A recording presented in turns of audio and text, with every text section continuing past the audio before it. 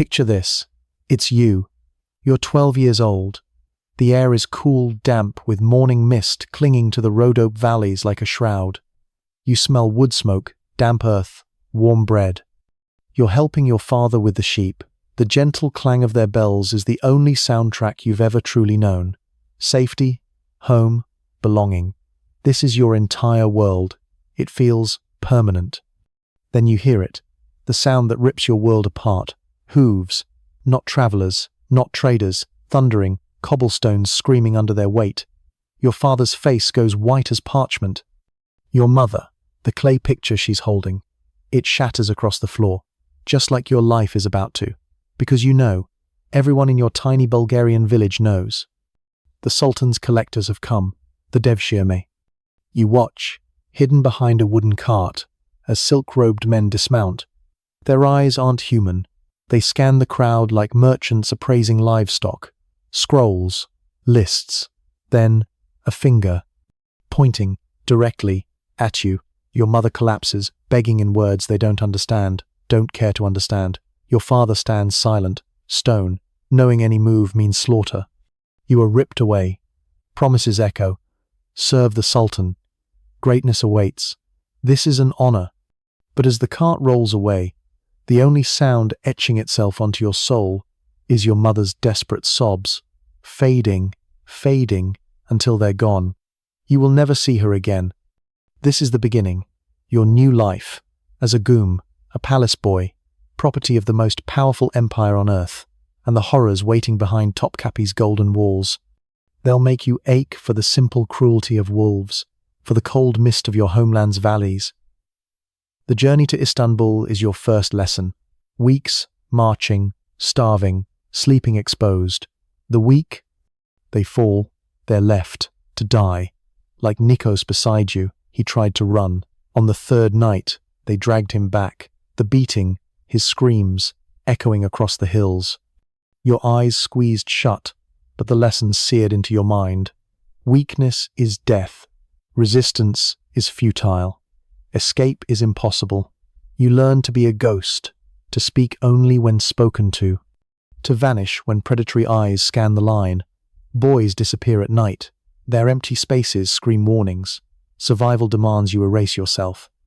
Istanbul, a breathtaking skyline, minarets piercing heaven, the vast dome of Hagia Sophia, the sprawling Topkapi Palace. It should inspire awe. All you feel is a stone of dread sinking into your gut. This magnificent city is a gilded cage. It represents everything stolen from you and everything terrifying you're about to become. Then, the selection, like livestock at a market. Officials inspect your teeth, test your reflexes, make you stumble through letters, measure your height, examine your skin, your face. Cold, clinical detachment. The best, the beautiful, the intelligent are chosen for the Enderun School, the elite palace academy. They call it the world's first school for the gifted. They smile as they pick you. Their smiles aren't kind. They're the smiles of predators who found promising prey. Inside Topkapi's labyrinthine walls, the real transformation begins. The Enderun School. Yes, you'll learn languages. Arabic, Persian, Turkish. Study mathematics, astronomy, law. Master music, calligraphy, arts. But this gift comes at a price far beyond academic rigor. It's the price of your soul. Your dormitory is a marble tomb. Silk sheets feel like chains. Your first night, the stifled sobs of boys muffled in pillows, footsteps prowling the halls after dark. You clutch the small wooden cross your mother pressed into your hand, your last tether. By dawn it's gone, confiscated. You are given a new name, Mehmet. Your Christian past? Erased. Conversion isn't optional. It's fundamental to remaking you. You recite the words, empty sounds. Inside, you cling to the memory of your mother's lullaby, your father's voice. But the most insidious lesson? The systematic annihilation of your will, your reconstruction as a tool. Pleasure and power intertwine here. Survival demands you please, and pleasing takes forms no child should comprehend. Your first real lesson comes from Amit, older, been here 3 years. He sits uninvited on your bed. His hand rests heavy on your shoulder. "You're new," he says, voice slick with threat veiled as promise. "You don't understand. I can protect you, teach you, help you advance. The teachers, listen to me." About the younger boys. He leans closer. "In return, you show gratitude, special ways, ways that stay between us. You freeze, 12 years old, facing the unthinkable choice thousands before you faced. Refuse, risk beatings, isolation, destruction, accept, surrender the last shreds of your innocence, become a commodity. There is no good choice, only survival or oblivion. The palace's hidden ecosystem is vast, complex, normalized. Eunuchs, themselves castrated victims, often become the system's most brutal enforcers. Older students prey on younger, perpetuating the cycle. Officials take the most beautiful boys with impunity. No recourse, no appeal.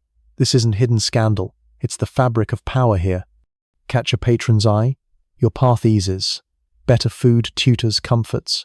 Refuse, menial labor. Harsh punishment, disappearance. Plato spoke of the cave, of shadows mistaken for reality. Here, in this gilded cage, a far more horrifying reality is manufactured. Your body is currency. Your compliance is survival. Your old self is dead. You see the cost etched on other boys. Dmitri, from your region, learned to smile, to flirt, within months, fine clothes, extra food, but his eyes?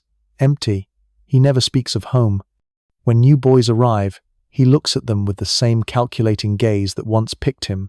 Then there's Stephanos. Fisherman's son, refused, took the beatings, the isolation. He faded. A ghost moving through motions.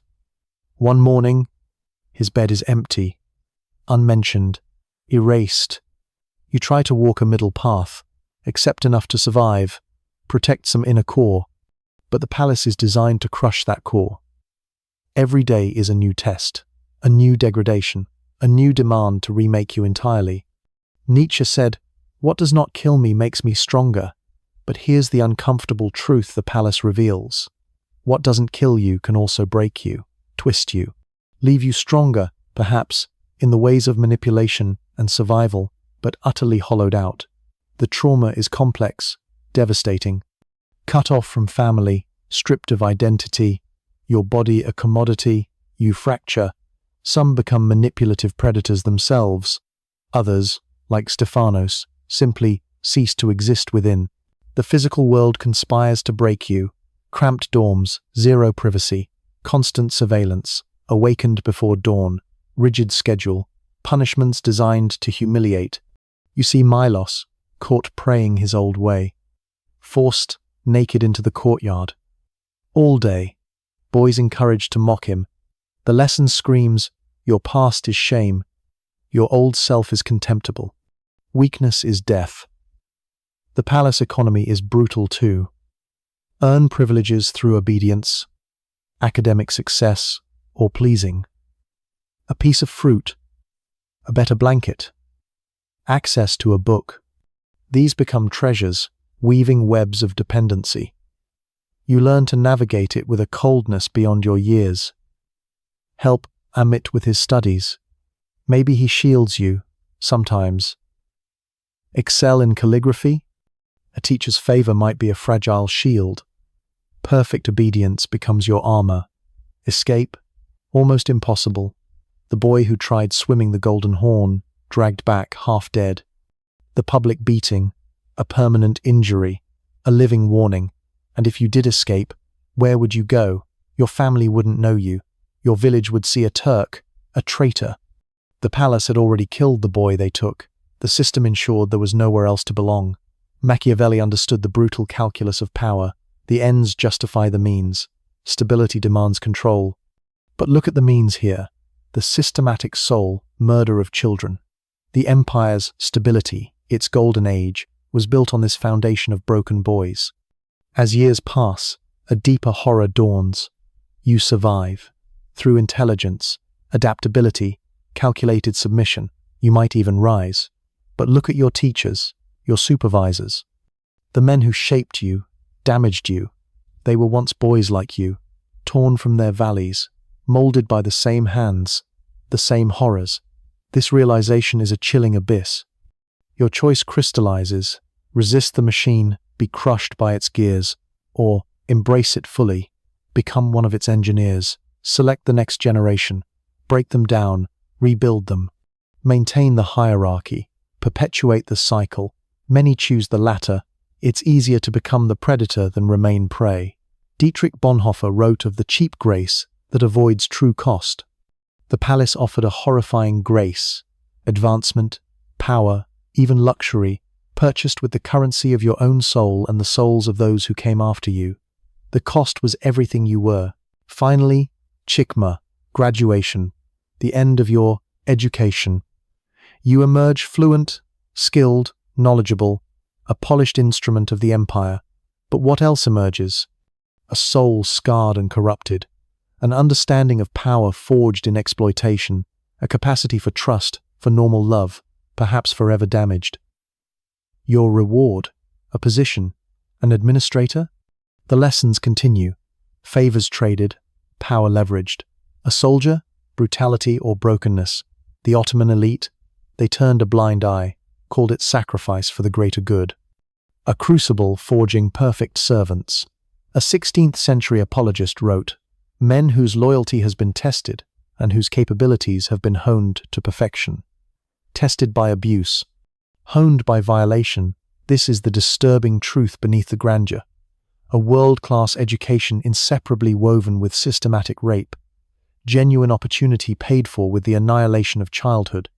Power built on the backs, and in the beds, of stolen children. The system faded. Times changed. Topkapi is a museum now. Tourists admire the marble, the tiles, the enlightened school. They hear of its innovations. They don't hear the sobs echoing in the dormitories. They don't see the fear in a 12-year-old's eyes as an older boy sits on his bed. They don't feel the weight of the name Mehmet replacing your own. The horror wasn't just the violence, it was the system. The cold, efficient, state-sponsored machinery designed to erase and rebuild human beings for imperial use. The normalization of the unthinkable, the forgetting. You, the boy from the valley, your footsteps faded centuries ago, but your story? It echoes. It's a testament not to exotic history, but to human resilience facing institutionalized evil. It's a ghost demanding witness, because empires rise on hidden suffering. Golden ages are gilded with stolen innocence. Your story, and the stories of thousands like you, scream a question across the centuries. What suffering upholds your comfort? What silent ghosts linger in the foundations of your world? The marble corridors keep their secrets, but the cost, the terrible, human cost, demands to be remembered, before we too become the ones who turn away.